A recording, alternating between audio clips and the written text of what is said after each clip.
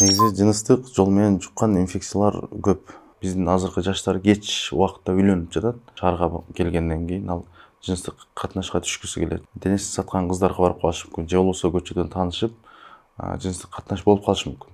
Гонорея, хламидия, микоплазма, уреоплазма заара кылып аткан учурларда кычышып калышы мүмкүн, дискомфорт пайда кылышы мүмкүн. Выделение, ириң сыяктуу ошо выделение келип калышы мүмкүн. Же ушундай биз айткандай симптомдор боло турган болсо, сөзсүз түрдө урологко баргыла. Саламатсыздарбы биздин YouTube көрүүчүлөр. Бүгүнкү подкастты Авиценна клиникасынын башкы дарыгери Мамед Азимовна Мамедназар мен алып барам. Бүгүнкү подкасттын темасы жыныстык катнаш аркылуу жугуучу инфекциялар. Бүгүнкү подкасттын коногу Мусакеев Шайлоо мырза. Кош келипсиз. Саламатсызбы? Тилекке каршы кийинки учурларда ушул жыныстык катнаш аркылуу жугуучу инфекциялардын саны бара-бара көбөйүп жатат.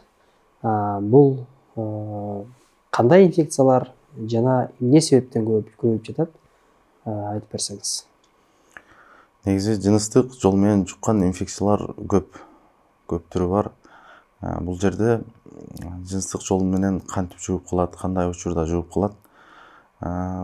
Бул боюнча айта кетсем, жыныстык жол менен ошол носитель деп коет, аял кишилерде дагы, эркек кишилер дагы экөөндө тең боло турган болсо, ошол инфекция положительный боло турган болсо, ошол экөөндө тең баягы жугуп калышы мүмкүн. Оору эч кандай белги бербей эле ошол инфекцияларды алып жүргөн учурлар көп эле кездешет. Көп эле кездешет андай учурлар. Ошол учурларда негизи биринчи симптомдору ошол эркек кишиде билине баштайт.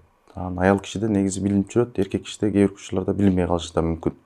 2 же 3 сутка өткөндөн кийин ошол жыныстык мүчөсүнөн, уретра деп коебуз, ошол жерден выделение келип коет, жанагындай агып калышы мүмкүн.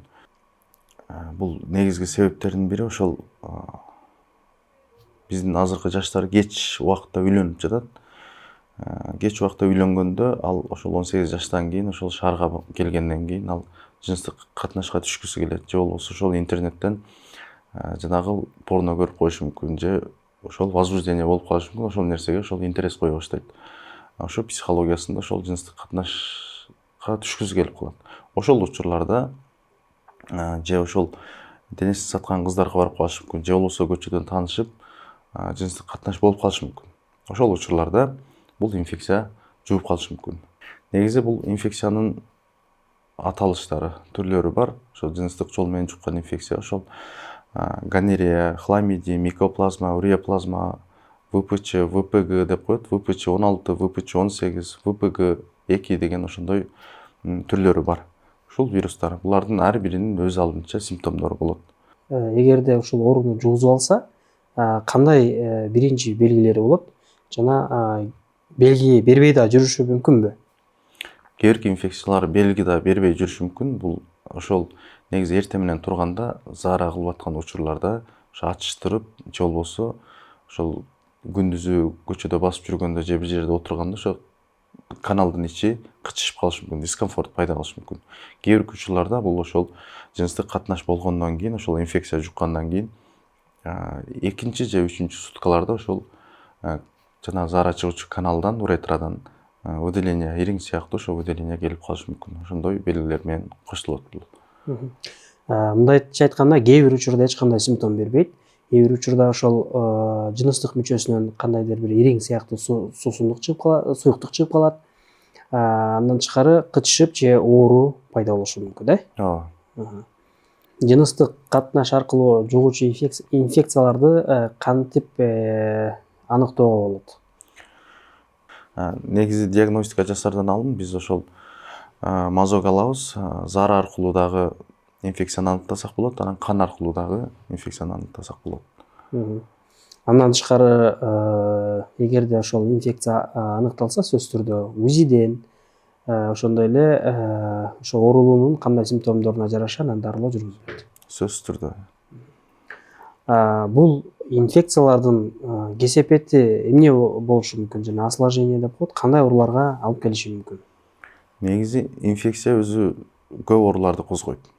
Бул жерде ошол эркек кишиде уретритке алып келиши мүмкүн, простатитке алып келиши мүмкүн, везикулитке алып келиши мүмкүн.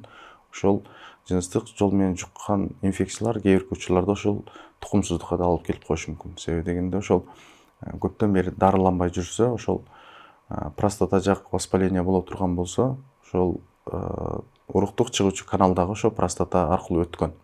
Ошол жерде да везикулит болуп калса дагы, же ошол каналга ичи воспаление болуп кала турган болсо дагы, ошол тукумсуздукка алып келип калышы мүмкүн. Рак ооруларына дагы жеткириши мүмкүнбү? Сөзсүз түрдө жеткириши мүмкүн. Бул жерде ошол көптөн бери лечение албай жүрсө, аны дагы симптомдорун негизи организм өзү да күрөшөт, бирок кийин анын организминде алып жетпей калышы мүмкүн. Ошол учурларда да рак клеткаларын да козгоп коюшу мүмкүн. Эгерде оорулуу ошол жыныс аркылуу жугуучу инфекцияларды жугузуп алса, анда кантип дарылануусу керек? Негизи ар бир пациент келгенде биз диагностика жасайбыз да, диагностика жасаганда биз ал жерде кайсыл инфекция экенин билишибиз керек. Ошол кайсыл инфекция чыга турган болсо, мисалы ошо микоплазма же хламидия чыгып кала турган болсо, ар бирине өзүнчө ошол антибиотиктер бар. Же болбосо ошол каналдын ичин дагы промывка кылып тазалап жуу дагы негизи шарт. Анан ар бир инфекцияга өз алдынча ошол дарылоо ыкмалары бар. Врач сөзсүз түрдө көрүп, диагностика кылып, анан өзү ошол оорусуна жараша ар бирине ар кандай дарылоо жүргүзөт. Сөзсүз түрдө. Бул оору менен ооруп калбаш үчүн кантип алдын алуу керек?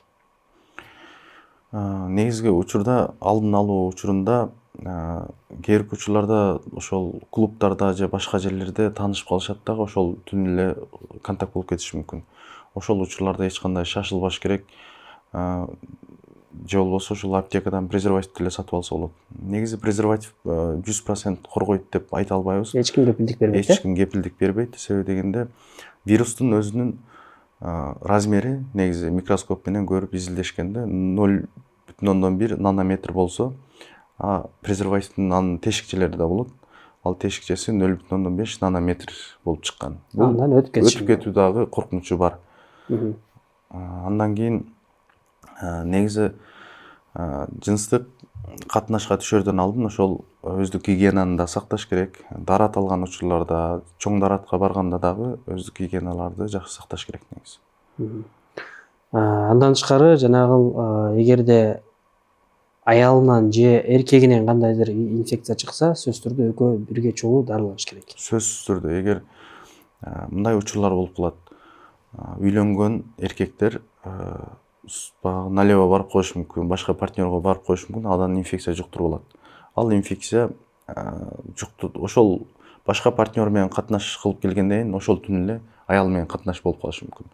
Ошол учурларда аялына жугуп кала турган болсо дагы бул коркунучка алып келиши мүмкүн. Ошол учурда эки партнер тең чогуу дарыланыш керек негизи. Чоң рахмат. Мен ойлойм баарына кызыктуу болду деп. Көптөгөн ушул сиздин маалыматыңыз менен башкаларга пайдалуу болсун. Башкалар ушундай ооруларды жуктуруп алыс болсун. Көрүүчүлөргө эгер сиздерде кандайдыр бир кызыктуу суроолоруңуздар болсо, анда сөзсүз түрдө комментарийге жазсаңыздар болот. Биздин дарыгерлер сөзсүз түрдө сиздерге жооп берет. Урматтуу достор, ушундай учур болуп калат, жаштык мастык деген.